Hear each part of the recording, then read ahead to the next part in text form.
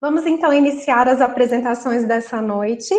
Eu passo a palavra para Carolina Monte Rosa, que irá discorrer sobre o tema A Mulher na Pós-Modernidade.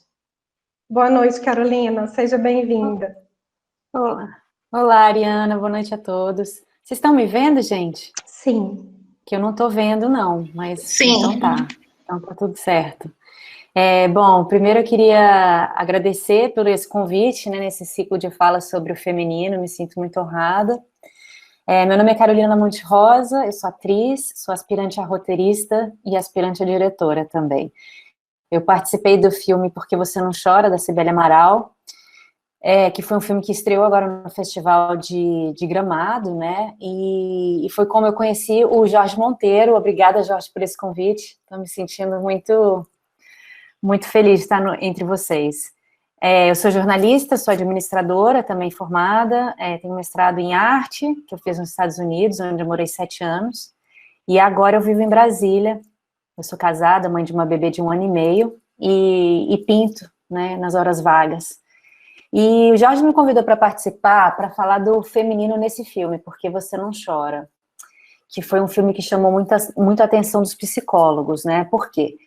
O filme fala do encontro de uma estudante de psicologia, que é a personagem que eu faço, a Jéssica, e uma paciente borderline. E aí a história é o impacto que a relação dessas duas personagens tem num processo de acompanhamento terapêutico chamado o famoso AT, e o impacto que isso tem na vida das duas, né? Como é que essa relação delas influencia a vida de uma e de outra. E eu acho que o filme é feminino, por quê? Bom, primeiramente porque são duas protagonistas mulheres. Por incrível que pareça, isso ainda é uma novidade, né? Por muitos anos, a gente se acostumou a acompanhar no cinema a jornada de personagens masculinos, e se identificar com esses personagens. Então, a gente via aquilo na tela, a gente se colocava no lugar dessas narrativas masculinas, e a gente estava ok em não se ver representada na tela. Era um construto natural, assim, pra gente, que a gente tinha esse costume. Então, hoje em dia, você contar uma história pelo ponto de vista de uma mulher é quase um ato subversivo mesmo, né? Porque existe uma dúvida inconsciente e até mesmo consciente se o tema vai interessar. A gente se questiona, poxa, mas não vai ser chato isso? Será que as pessoas querem saber a minha história ou coisas pelas quais eu passo no dia a dia? As mulheres normalmente eram vistas no cinema como a esposa, o par romântico, a cozinheira, a secretária, normalmente sem nenhum interesse político ou de grande relevância, né, fora da relação conjugal. A gente já avançou muito, hoje temos já super-heroínas, né, são muitos filmes que têm protagonistas mulheres nesse mundo de Marvel e etc. E protagonistas históricas também já começaram a aparecer, inclusive protagonistas negras que marcaram a nossa história. Então, já avançamos muito. Outros exemplos positivos, né, a distribuidora Elo Company lançou um selo chamado Selo Elas, para distribuição de projetos de longa-metragem com diretora feminina. E eles têm os dados muito interessantes. Olha só, as mulheres são responsáveis por apenas 9% da direção dos filmes lançados no mundo. Apenas 9%, é uma fatia muito pequena. Outro dado aqui, ó, diretoras que fizeram apenas um longa são 84%, ou seja, elas fazem o primeiro longa e empacam ali. É um número muito alto de mulheres que só tiveram um longa de diretoras, né? E por último, 1/3 dos filmes de maior sucesso em 2016 teve uma ou nenhuma mulher em sua equipe. Veja se isso tem cabimento. 1/3 de todos os filmes produzidos em 2016, não todos os de maior sucesso, quase não tiveram representatividade nenhuma, nem na tela, nem fora da tela. Então, são os números, assim, muito surpreendentes, né?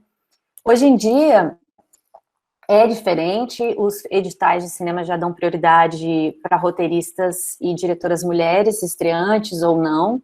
Existem festivais de cinema que são especializados também em cinema feito por mulheres.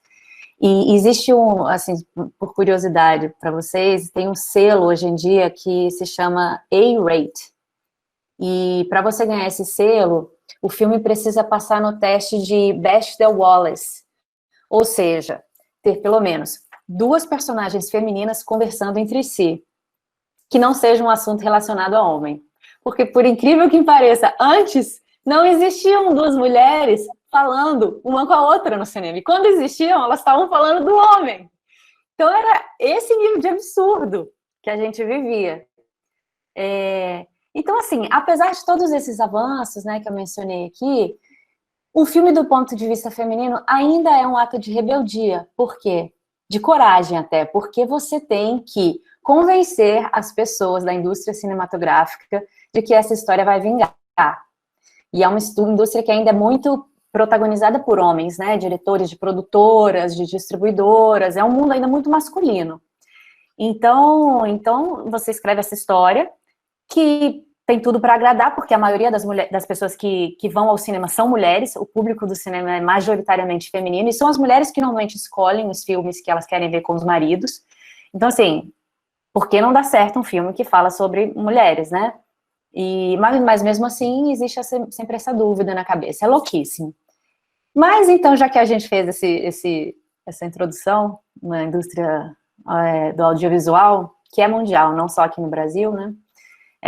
Eu queria voltar para o Por que Você Não Chora e continuar falando por que ele é feminino e como que ele é feminino. Então, além das protagonistas femininas, é um filme que traz uma equipe também, majoritariamente feminina. A roteirista e diretora é mulher, a Cibele Amaral.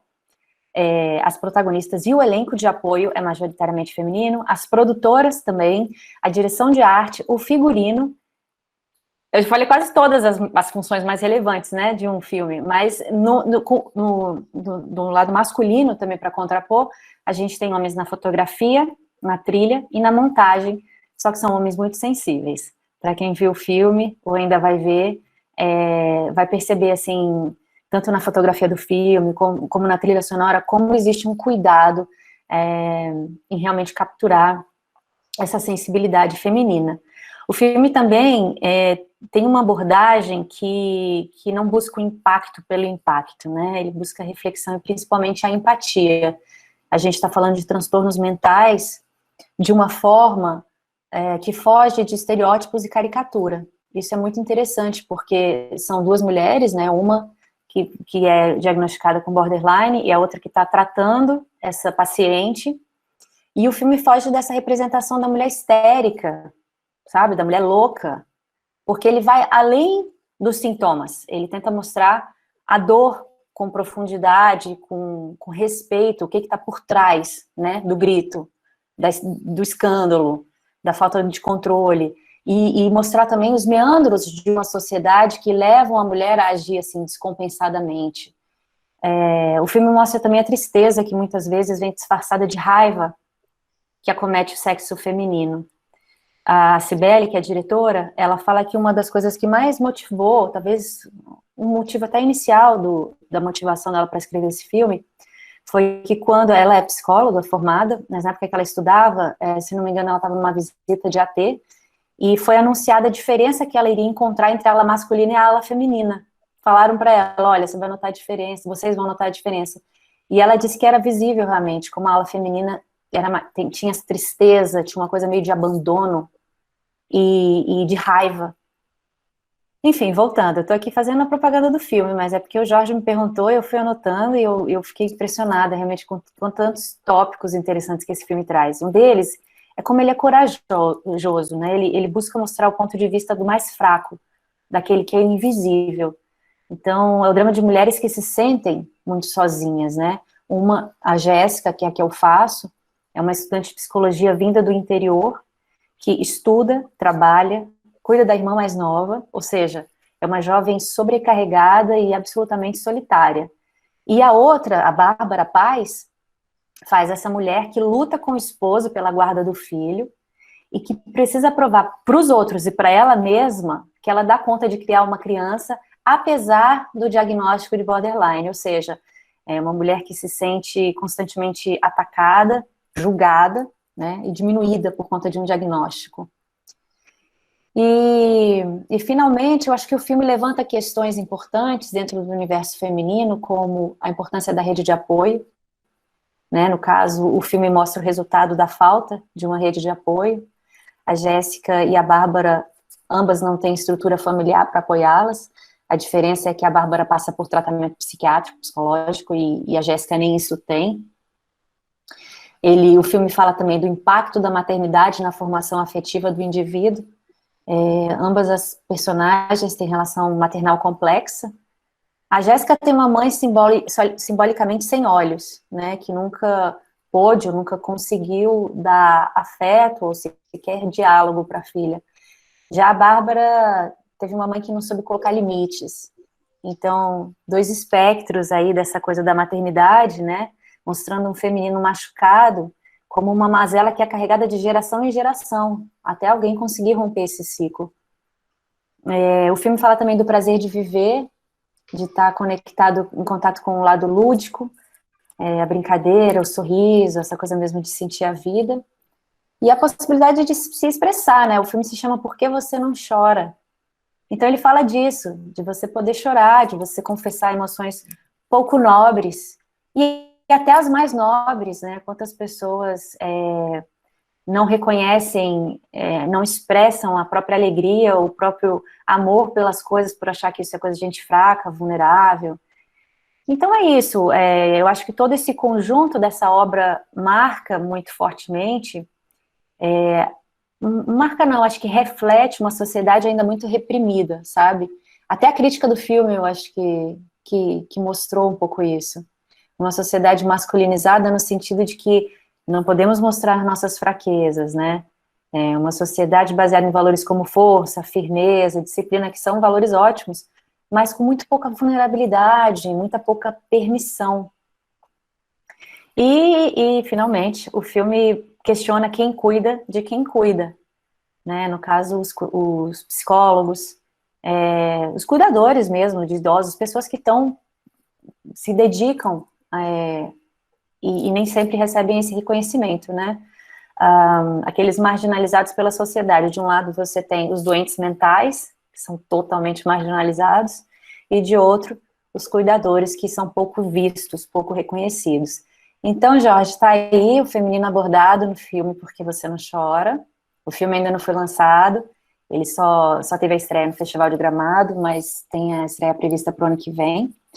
E eu queria aproveitar, então, para falar só um pouquinho da minha experiência enquanto atriz, né, minha experiência do feminino enquanto atriz, que eu acho interessante, porque ser atriz, a gente mistura muito com glamour, né, com sucesso, com fama, com essa coisa, mas vem de um lugar de muita luta, porque, primeiro, para todos, assim, para os homens, acho que para todas as minorias, para todo mundo, é uma profissão exigente, né, instável, mas no caso da mulher, você corre risco de ser mal interpretada, é um meio ainda muito masculino, a gente lida muito com a imagem, né, a gente é o próprio, não quero pôr produto, mas é isso, a gente é o próprio serviço, né, a gente é a nossa cara, o que a gente traz de energia. Então, como mulher, eu sinto ainda hoje esse cuidado até como se portar, como falar, você tem que ter um carisma, mas ao mesmo tempo entender que é um jogo, né, um jogo de sedução. É interessante falar disso, de sedução, porque esse meio teve recentemente uma campanha muito forte contra o assédio sexual. Não sei se vocês lembram da campanha Me Too, aquela hashtag, que é um movimento social contra o abuso e o assédio sexual, onde as pessoas publicavam alegações, né, de crimes sexuais cometidos por homens poderosos ou muito influentes, como o grande produtor de cinema aquele de Hollywood, o Harvey Weinstein. E então as pessoas publicavam, né, nas próprias redes a hashtag MeToo, significando também fui agredida, também passei por isso, para mostrar a dimensão do problema. E realmente tomou uma dimensão absurda, porque tanto pessoas famosas como desconhecidas, enfim, pessoas pelo mundo inteiro, né, começaram a tomaram coragem para expor essa situação, e muito foi feito por conta disso. Então, é muito legal, porque eu vejo que a gente está caminhando, sabe? No cinema, eu acho que a arte espelha muito o que acontece na sociedade, e a gente tem visto, apesar de ainda hoje ser uma luta, ainda hoje, né, aquela coisa de escrever, fazer cinema, ser um ato subversivo, as coisas estão caminhando. Acho que a mulher está tomando uma conscientização, né, uma consciência e uma união entre elas, está se criando uma força feminina que está espelhando nas grandes empresas, está se espelhando no cinema, e isso é muito legal. Mas aí, voltando aqui para a minha história pessoal, existe uma coisa interessante nessa área da arte, é que existe um preconceito, né? Você tem que provar que é um trabalho digno, que não é oba-oba. Então, eu, por exemplo, eu morei fora, né, 7 anos, meu marido quis voltar para o Brasil, eu falei, não, peraí, eu estava em Los Angeles, eu falei, não posso voltar agora, e fiquei lá, até onde a relação segurou. Quando eu voltei para o Brasil, eu falei, não, agora eu preciso colocar um pé um pouco em São Paulo, passei 2 anos indo e vindo, todo final de semana eu voltava para Brasília, que é a minha base, e passava a semana em São Paulo. Então foi assim, uma grande relação, eu me coloquei assim no limite da tolerância conjugal. Poucos parceiros topam ter uma esposa atriz, assim, né, e entender esse universo que é tão fora da caixinha. Você passa momentos sem grana, apesar de uma dedicação quase obsessiva, que poucos entendem, a família pressiona, vai fazer um concurso público, ainda mais morando em Brasília, né, vai procurar uma profissão. Então, os resultados demoram muito a aparecer, e parece que o seu trabalho só se torna um trabalho quando você estoura, quando entra na mídia, essa coisa. Então, assim, hoje eu tenho 12 anos de investimento na carreira, e tem sido uma jornada mais do que uma carreira para mim, assim, tem sido um aprimoramento pessoal mesmo, porque eu entendo essa minha atuação como um processo de cura do feminino. E foi um processo que demorou muito, é um processo longo. Eu hoje esse mês que vem eu faço 40 anos. E é muito interessante olhar para trás e perceber essa jornada, porque, por exemplo, morando nos Estados Unidos, sendo brasileira, rapidamente você entra num nicho de personagens que você consegue fazer. Então, a brasileira é a sexy, né, que tem o sotaque, então você é logo estereotipada como uma coisa. E eu fiz muito teste para isso, e não tem problema, acho que todos os papéis podem ser interessantes, são desafiadores, não tem problema fazer esses tipos de papéis também. Mas foi fazendo um papel completamente diferente disso, que a Jéssica, uma estudante de psicologia vinda do interior, uma menina completamente fechada, reprimida, que eu encontrei ressonância mesmo e significado nessa profissão que eu escolhi. Ela é uma menina inconsciente dos próprios conflitos, ela é, apesar de competente e inteligente, mas é uma pessoa sem vida, né, que nos fala muito, apesar de um silêncio ensurdecedor. Essa análise da jornada. A minha, por exemplo, tem a ver com essa cura do feminino. Nessa pandemia, eu acabei escrevendo um curta que fala da jornada de autonomia de uma mulher em relação ao medo, que é todo um filme baseado nesse momento de pandemia que a gente viveu. E agora estou desenvolvendo um roteiro de um longa que fala da adolescência tardia de mulher de 40 anos, em uma comédia dramática que também busca... Você tá rindo, né, Leonardo? Eu tô vendo. Pois é muito legal esse filme. Eu não quero dar spoiler, mas vai ser muito legal, assim, porque eu acho que é uma situação em que muitas mulheres se encontram aos 40, aos 35, que tem que estar casada, tem que estar com filho, tem que estar bem profissionalmente, tem toda aquela demanda da sociedade, e a mulher tá lá curtindo a adolescência, sabe? Ela ainda não se resolveu, ainda tem várias questões ali para, enfim. Então é um filme que vai falar sobre isso. E eu, hoje, me preparando para falar sobre esse feminino do Porquê Você Não Chora, do filme, é que eu me dei conta de tudo isso, sabe? Então, foi para mim um exercício muito legal voltar para trás e olhar esse histórico e perceber que é um presente como atriz participar de uma obra como essa, Porque Você Não Chora, espero que vocês assistam em breve, e participar de debates como esse daqui, porque me ajuda a entender o porquê da minha obsessão com esse ofício da arte, sabe? E a importância que nós, como criadoras de conteúdo, temos de levar para o público mais histórias femininas, mais conflitos, mais dramas, mais soluções, mais questionamentos, mais provocações, né? Não só para o público feminino, mas para o público em geral, assim, que a gente possa ver a mulher com olhos mais empáticos e com mais respeito mesmo. Eu acho que chegou esse momento de olhar a mulher com muito respeito.